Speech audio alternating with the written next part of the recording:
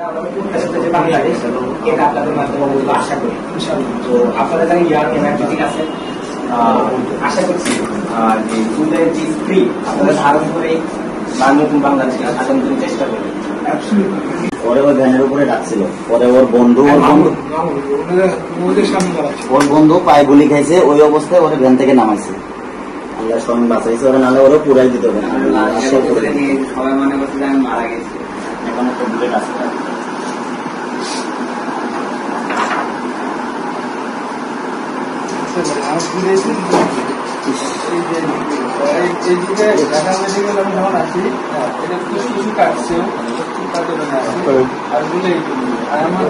এত মানুষ জীবন দিচ্ছে, সরকার এত মানুষ আহত হয়েছে,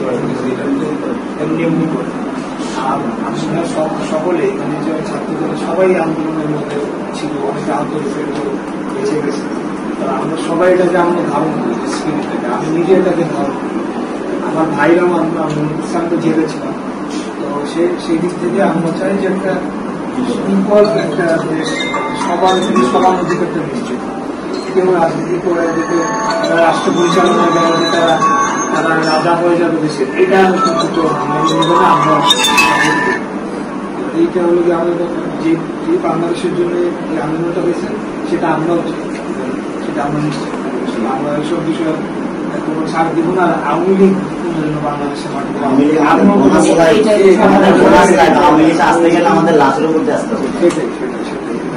সবাই আমরা একই জায়গায় আছি, একই জায়গায়, এটা কোনোদিনও হবে না, প্রশ্ন এই জায়গাতে কোনো ছাড়। আল্লাহ আমাদেরকে বোনাস লাইফ কনভেনশনের আগে শরীরে দিচ্ছে, সরু ব্যাংক অপারেশনে দিচ্ছে 3 বছর। ডাক্তার বলছিল যে তুমি আর যদি ঘন্টা দিন পরে মেডিকেল অ্যাডমিট হয়ে যাচ্ছ তাহলে হবে।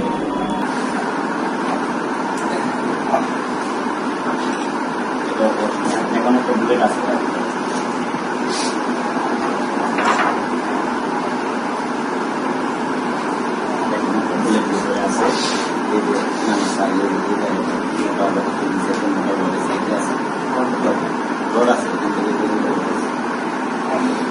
ডক্টর বলছে যে ওই বুলেটটা বের করতে গেলে রিক্স হয়, আমার পায়ে 3 হাত টাকা।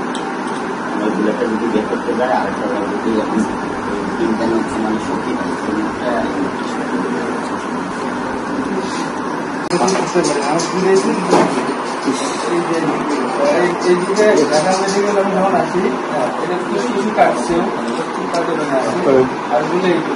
আমার এই হার আমি ডান কাজে এখন শুনতে থাকি, হাতে উপরে আর জুলাই 19 তারিখ থেকে আমি এই 15 দিন খুব নির্যাতন হয়েছিল। আমার হাতে ছাপ নিয়ে গেছিল, রোগীর সাথে কেউ থাকতে পারেন।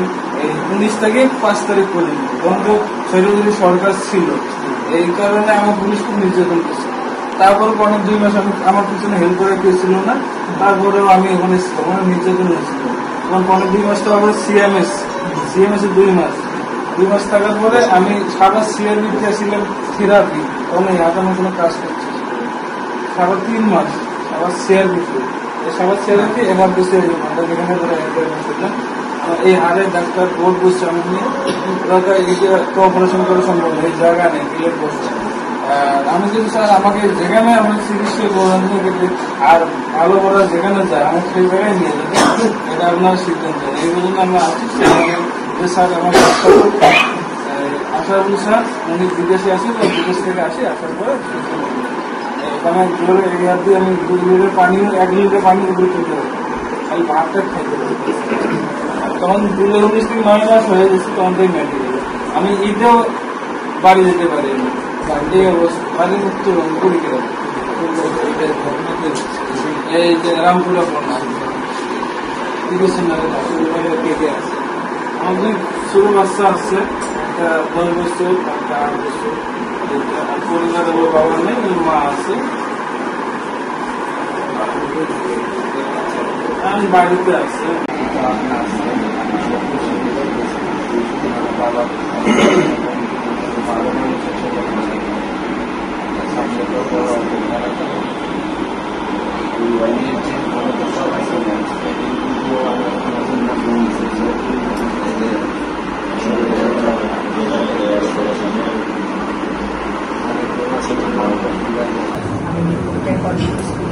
Quality that will be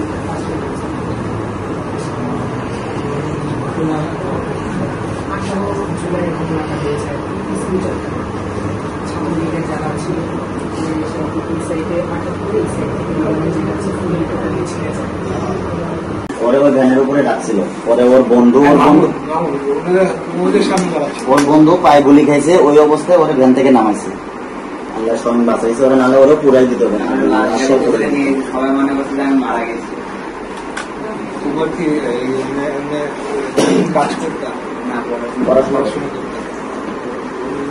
ফ্যামিলিতে আছে আমি বড় বোন আর আমি বাবা মা আছে এই জায়গায়।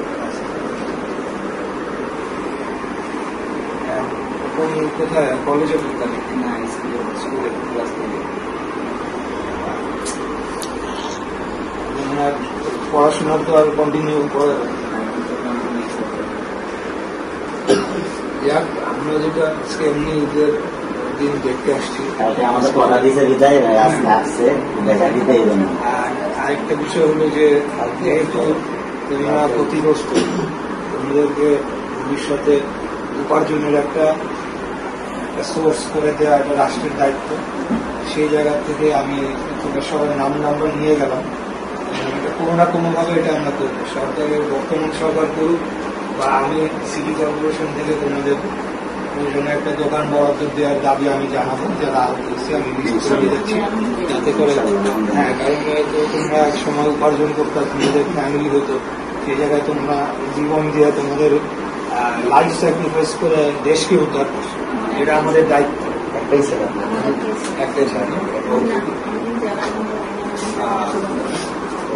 তো এই জায়গাটা আমি দাবিটা জানাবো এবং এটা আমি নিশ্চিত করবো যে এটা হয়। আমাদের জন্য আপনারা নাম বলা জানি আপনারা আমাদের পাশে না থাকলে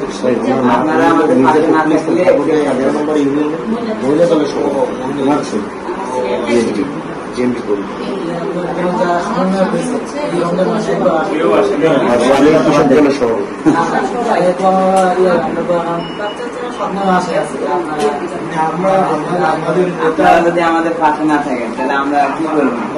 আমাদের লিডার এইসব ব্যাপারে খুব সিরিয়াস। অলরেডি বিভিন্ন ওনার যে অন্যান্য ইউনিটগুলো আছে ওইখানে কিন্তু তথ্য সবার আছে, এবং এখন তো আর আমরা সরকারে আসি নাই, আসলে পরে আমরা করতে হবে। মানে আমরা তো আর সরকারে না যে আমরা এইটা করে দিতে পারবো, আমরা এখন প্রতিশ্রুতি দিতে পারি। আমার জায়গা থেকে আমি ঢাকার মেয়রের জায়গাটা আমি এখন আসি বা পরবর্তীতে আবার ইলেকশন করবো, আমি সিটি কর্পোরেশনের আওতায় অধীনে আমি সবাইকে চেষ্টা করবো একটা করে দোকান একটা স্থায়ী ইনকামের সোর্স, এবং এটা সম্পূর্ণ বিনামূল্যে। ঠিক আছে।